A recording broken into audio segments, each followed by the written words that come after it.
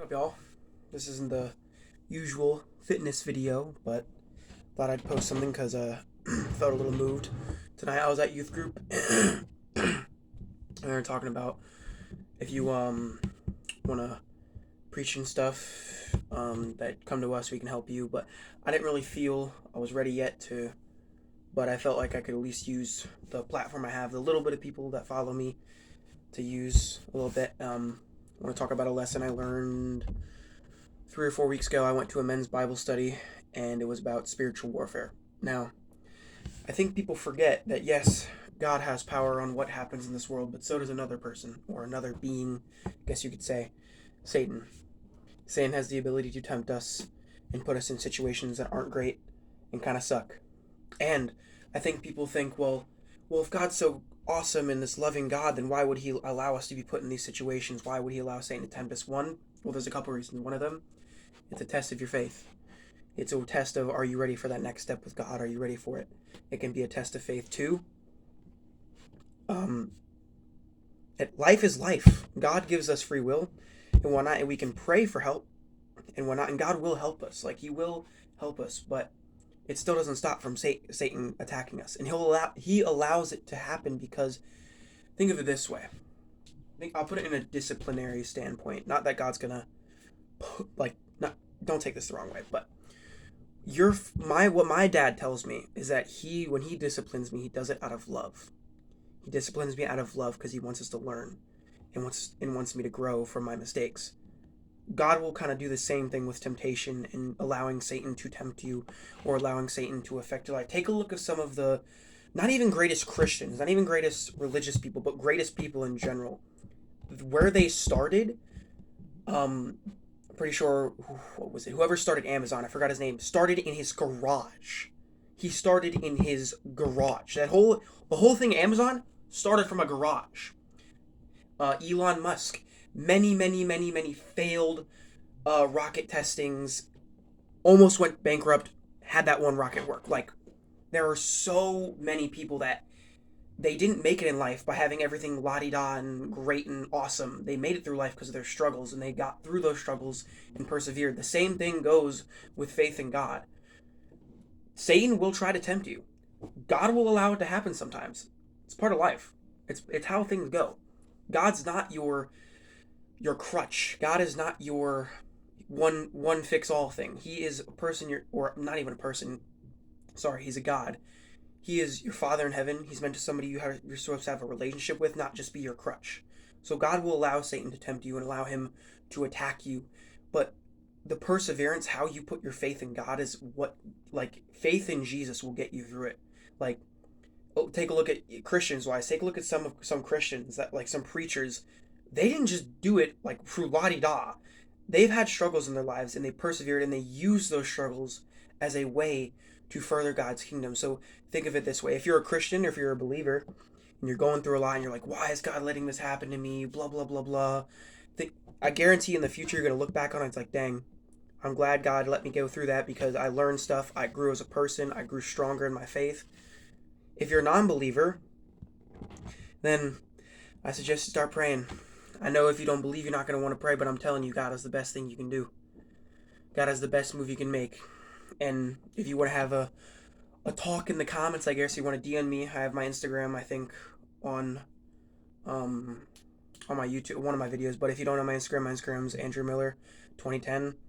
I don't know why it's 2010. I'm not born in the year 2010. Just there, okay? If you want to DM me and have a talk, if you're not a believer and you want to debate, I'm open to debating. Not hostile though.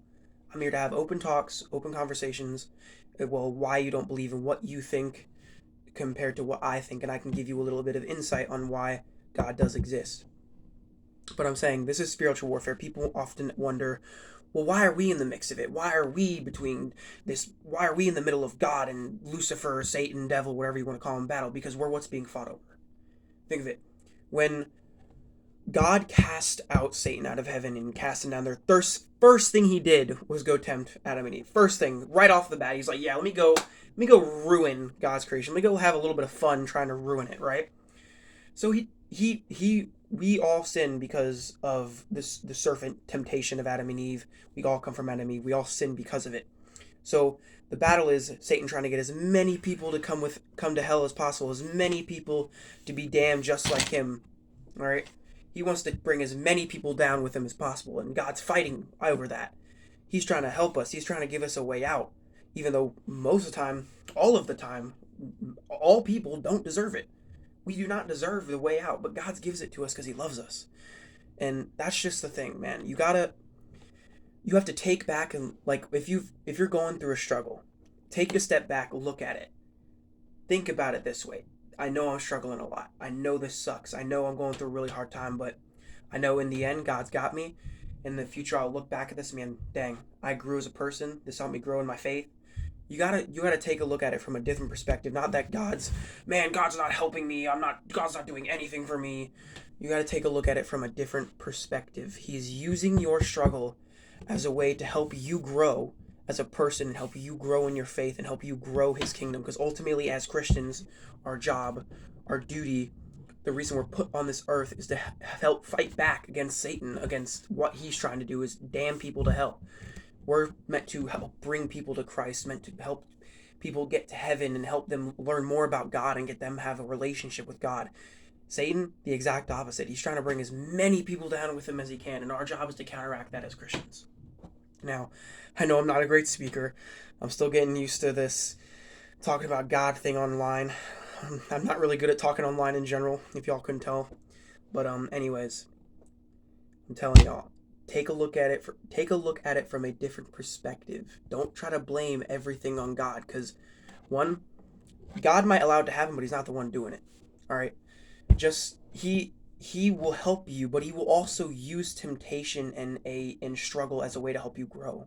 All right, and I know that sounds crappy from a different perspective, but if you take a look at it, if you just take a step back and look at it, it's like, oh, well, He's doing it because He loves us. He wants us to grow in faith. He wants us to have a relationship with Him.